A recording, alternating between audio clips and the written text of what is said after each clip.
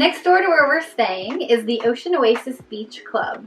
It's this gorgeous, traditional style beach club that is just beautiful. The main part of the building is covered, but it's still open, so you feel like you're outside, and there's tables where you can eat in there. But the majority of the property is actually spread out amongst the sand, and each table or sitting area has an umbrella so you're not in the sun. And it really is just a gorgeous experience. If you're looking for that traditional, I guess, tropical getaway, the Oasis Beach Club is the place to be. And we had a really great time there because it was so close to the property. We wound up going over there pretty much every day for one meal or another. You know, sometimes you come to places and you can find an empty lounge chair or available lounge chair or cabana. They have so many, so it seems like they don't ever run out. Maybe they do, just we don't have that experience.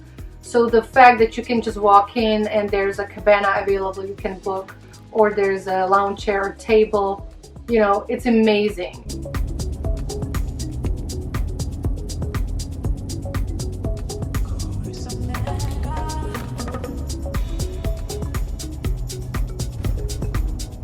The next day, we went on a tour of the island with Benny. We got to see pretty much everything exciting about Bonaire. We drove down the coast and first saw the big salt piles. I guess they do salt mines on Bonaire. We've learned that these mountains of salt make a really good backdrop for photos. Apparently, many tourists bring a straw and pose for the photos, kind of pretending like they're snoring that salt. So they're at the mountain, they're like snoring it. Because, you know, it's an island and pirates go there, and, you know, pirates are known for cocaine and drugs and I guess all that crazy stuff. So, you know, people are kind of joking around and taking selfies and photos next to the mountain of salt with a straw and, you know, just pretending they're like pirates, I guess. We didn't do it. I tried to get Mallory to do it. She didn't want to. So I didn't either.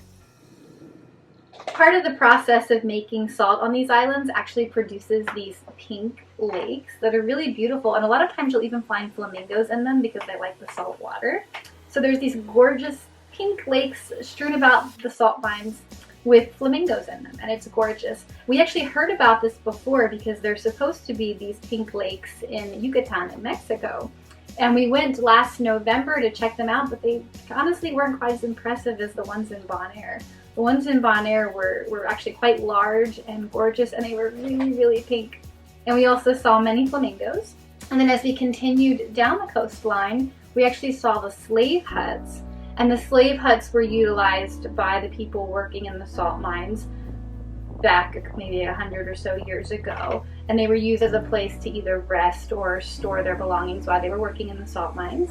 And it was very interesting. There was some that were white, some that were yellow. We really weren't sure why they were different colors, but it was definitely a very interesting grounding experience to visit the slave huts.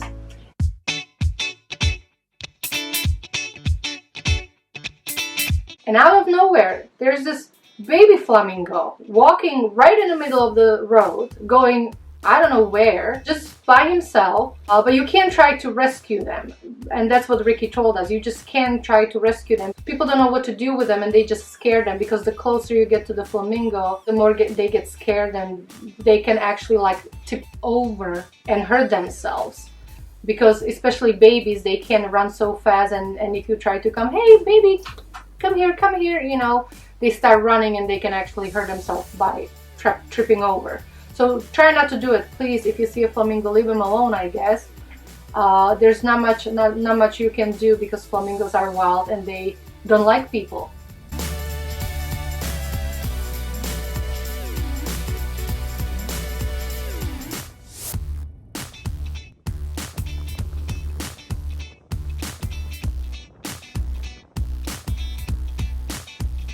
And from there we kept going down the island to the side where their windsurfing is.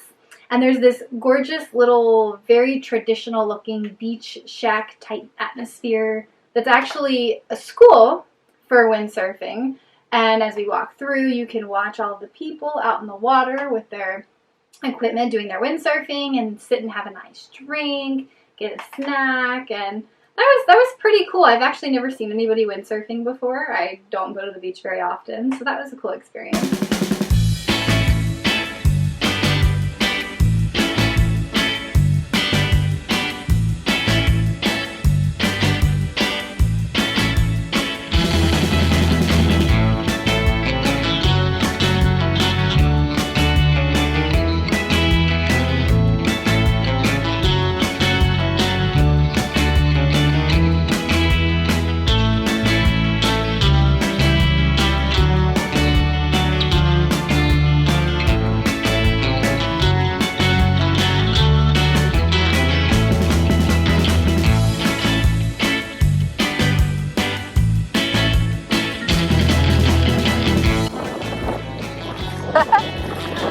So nice. It's so amazing, right? Oh my gosh.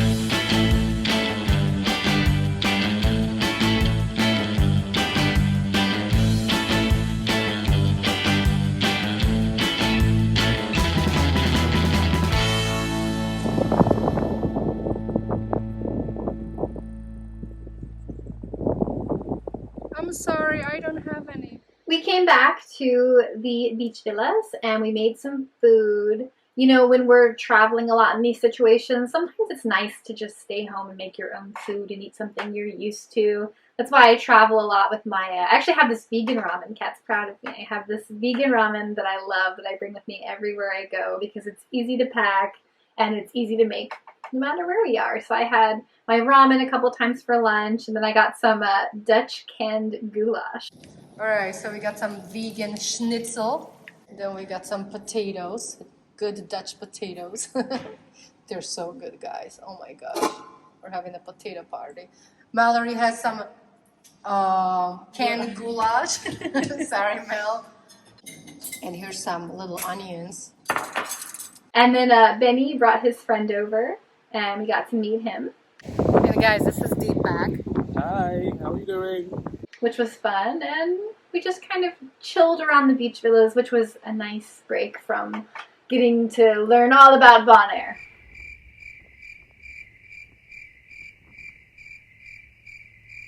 The next day, we woke up and got massages because the Ocean Oasis Beach Club also offers massages on the beach, which was really nice. Unfortunately, Kat didn't get the full massage experience because her lady didn't flip her over. The lady didn't do it. So 60 minutes go by and she's like, okay, you're done. And I'm like, what? I mean, I'm still with my red face facing down, and I felt good because the massage was amazing. I just didn't realize the session is over. And basically she only worked on my back and the back part of my body. The place made a big deal out of this because of course I told the receptionist about my experience because she asked, and I was very nice and very polite, and I said, you know, it's a shame because the massage was so good, however I wasn't flipped over.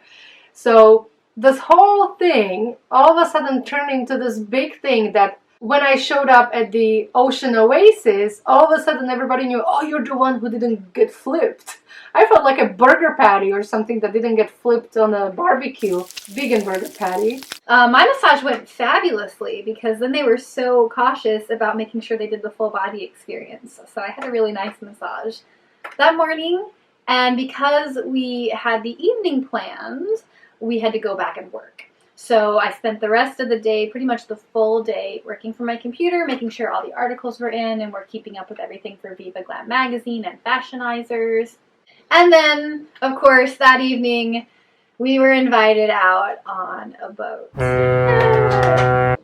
Sorry, Mel. So I took 2 Dramamine, and Honestly, I have to say the boat was called the Melissa, and it was the smoothest sailing experience I've ever had, and I really didn't get that sick. The only time I felt a little weird was after I went to the bathroom and I was walking around on the deck a little bit. That kind of made me feel a little off balance, my stomach a little weird, but after I sat down and spent the evening sitting on the boat, it was actually pretty nice. You'll never hear me say that again, but I actually had a pretty good experience on that boat specifically.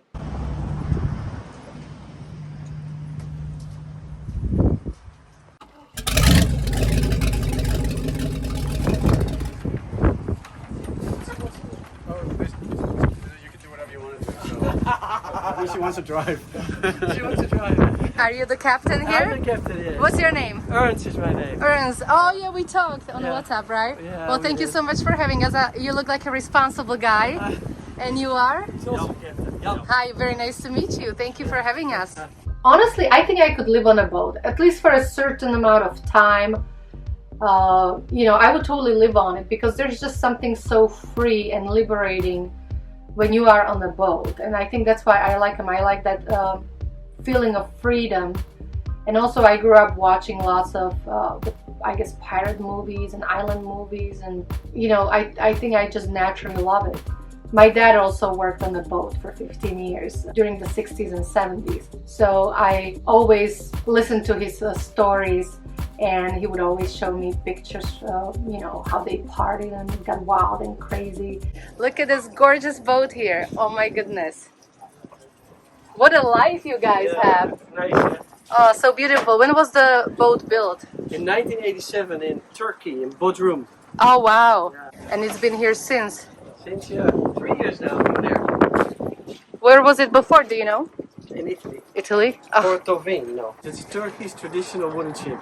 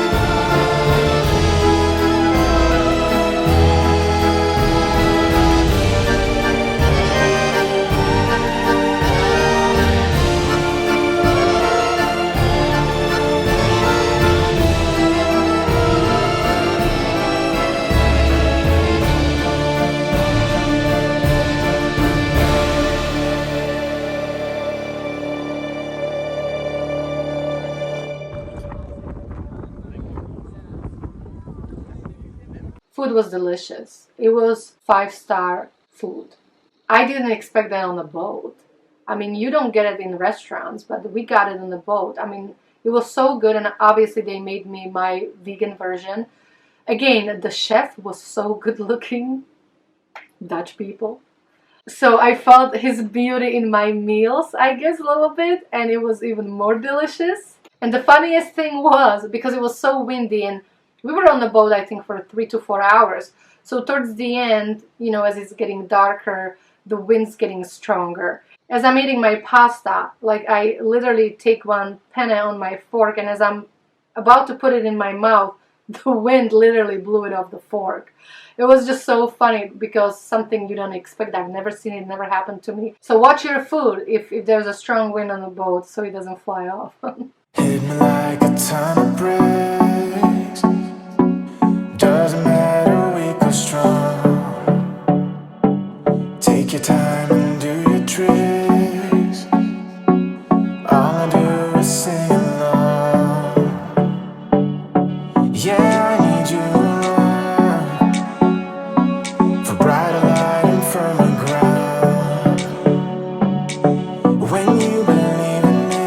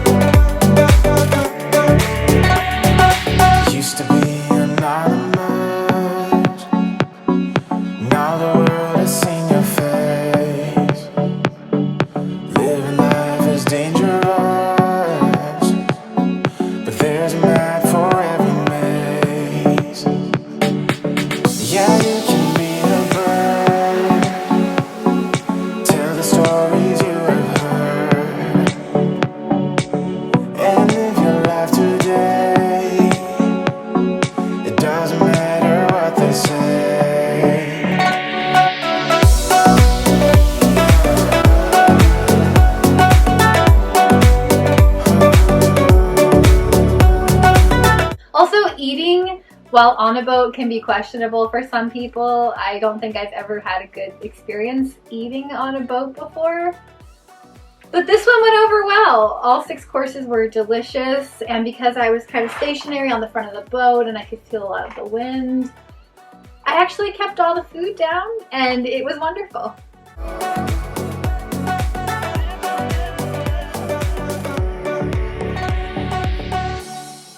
Supper at sea on board the Melissa was actually a wonderful way to finish out our trip. We had a lovely evening on the boat, believe it or not.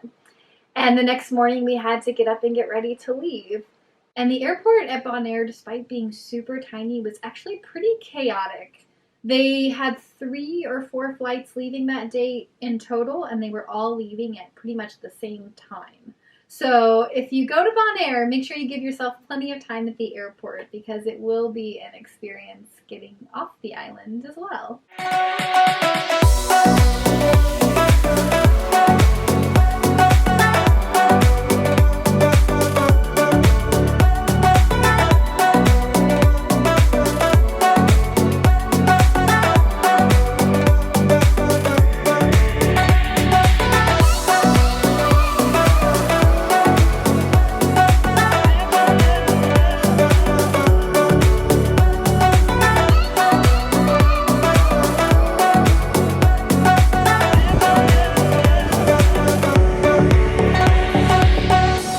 It's time to head home, and we'll see you again at our next trip.